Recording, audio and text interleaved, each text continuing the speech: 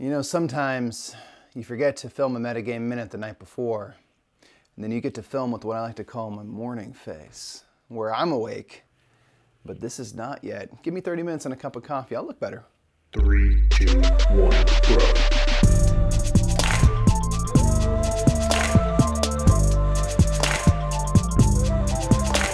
What's up, everybody? I'm Mike Murphy. I'm one half of the Brothers Murph morning voice as well. And this is Metagame Minute, a weekly segment where we talk about something in board games that's been on our mind. And something that's been on my mind, I've kind of touched on things adjacent to this in the past, but it's one that kind of has been on my mind lately because of the situation we're in. So what I want to talk about today is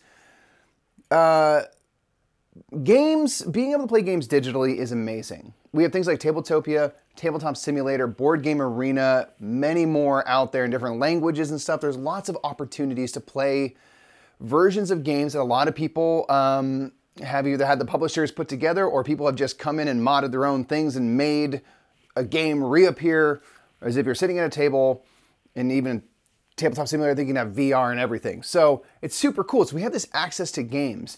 And there's like a lot of games on Tabletopia, for example, where you can play them. And these might be new games, games that are on Kickstarter, hot games, and you don't even have to have the premium account to play.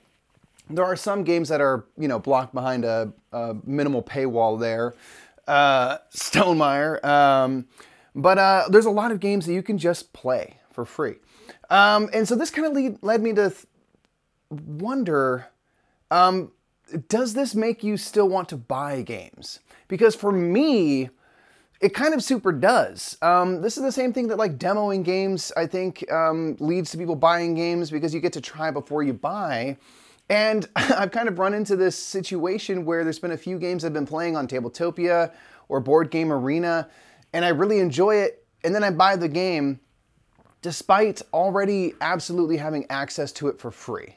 I can play it, don't have to pay anything, but then I decide to go spend money so I can play it in real life. And I think this is a very valid thing, because as board gamers, we're at least not anti-analog, or else we probably wouldn't be in this hobby. So, for example, I've been playing Tzolk'in on Board Game Arena. It got me super stoked. I was like, oh, I remember this game is great. I knew I liked this game. I'd only played it one time physically before, and it had been a while.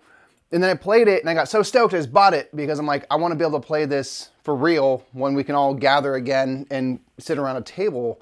So it kind of served like a great purpose for that demo thing. But then, you know, if I was being more, I think, pragmatic or something, I could say, like, why buy it? I can play this on Tabletop Simulator, on Board Game Arena.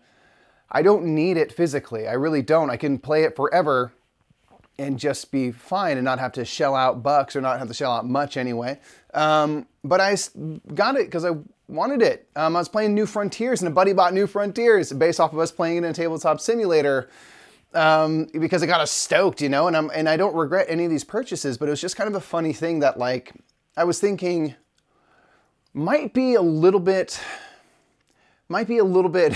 board gamer specific, where board gamers, I think we will take something that we could have for free and then also pay money for it if we like it. Again, this is a specific thing because, like, I think all of us crave the tactile nature of board games. So if I'm playing something digitally, I've been having a lot of fun. But for the most part, outside of games that I prefer digitally, which there are a few, it makes me just want to play the analog physical game at a table all the more. So it's been kind of a great way to sort of like window shop, I guess, and sort of figure out about these games. Bonfire, we touched on it in our last BGSN. You can see a card for that here. And like, we do the story on it, and then lo and behold, bam, it's on Tabletopia. So I'm like, sweet, now I get to play this thing that I was talking about and see if I like it, because I'm excited based off of the synopsis. Now I get to play it and find out, which will probably lead to me purchasing it if I enjoy that game. So yeah, that's all I got for you. I'm curious, have you had a similar thing? You know, this year I think a lot of us have been driven to trying out Board Game Arena or Tabletopia or whatever it might be, when we may not have done otherwise, just because we don't have as many options. And has that led to you discovering games that you now want to own in your physical collection? For me, it absolutely has. Anyway, that's all I got for you folks. Just a quick question similar to the, do you like to demo before you buy, and do you use this as like a viable way to demo games? I do. And even though I could play for free, I'm going to buy it and get the Zolkin expansion straight away because I like it. So, hey, that's all I got for you, folks. Thanks so much for joining me. Just remember, if you like to play digital board games before you buy them, if you don't like to play digital games and just buy them, if you like to play only digital games and not buy the games, the more meta, the more better. Don't drink coffee during a take. It just slows down and breaks the rhythm, as it were. If you want to check out last week's metagame mini, you can click over there. And if you want to see something else that's really fun, you can click down there. Don't forget to subscribe because we have lots more videos from the Brothers Murph all the time. And I'm usually not drinking coffee. It's bad etiquette. You really shouldn't do it. Don't do it. Definitely don't do it if it tastes really good. Definitely don't do it while you're also chewing mint gum. It's a weird vibe.